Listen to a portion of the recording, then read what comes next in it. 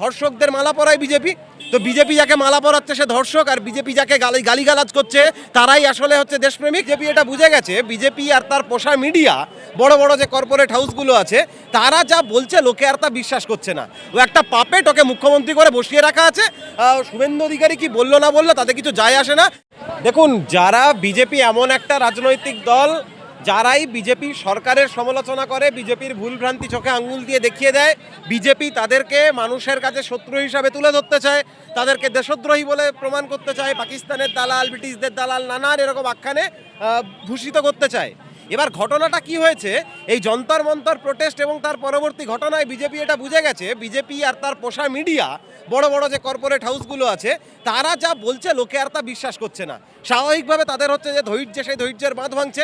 তাই কমরেড নেহার মতো যে সমস্ত সাহসী কমরেড এবং অন্যান্য প্রতিবাদী প্রতিরোধী মানুষ, তারা যখনই এরকম রুখে দাঁড়াচ্ছে, বিরুদ্ধে কথা বলছে, বিজেপি গুন্ডা পাঠিয়ে তাদের উপর নানানভাবে আক্রমণ করে তাদের যে ফ্রাস্ট্রেশন সেটা প্রকাশ করার চেষ্টা করছে।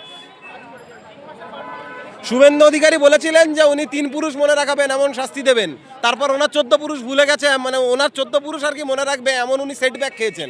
তো শুভেন্দু অধিকারী গতকালকেই আমি নিজে একটা স্ট্যাটাস দেখছিলাম, সেখানে শুভেন্দু অধিকারীর বক্তব্য যে আরএসএস ভারতবর্ষের স্বাধীনতা সংগ্রামে, বিজেপি ভারতবর্ষের স্বাধীনতা সংগ্রামে অংশগ্রহণ করেনি, তারা গাদ্দারি করেছিল। আর আজকে সেই শুভেন্দু অধিকারী শ্যামাপ্রসাদের পাঠ পড়াচ্ছে। তার মানে শুভেন্দু অধিকারীর কথার কোনো দাম, কোনো মূল্য কোনো কালেই নেই, কোনো কালেই ছিল না। ও একটা পাপেট, ওকে মুখ্যমন্ত্রী করে বসিয়ে রাখা আছে। শুভেন্দু অধিকারী কি বললো না বললো তাতে কিছু যায় আসে না। 100 বছর বলছে, আগে 29-এর বাধাটা পার করুক, তারপর দেখা যাবে। কে বলছে?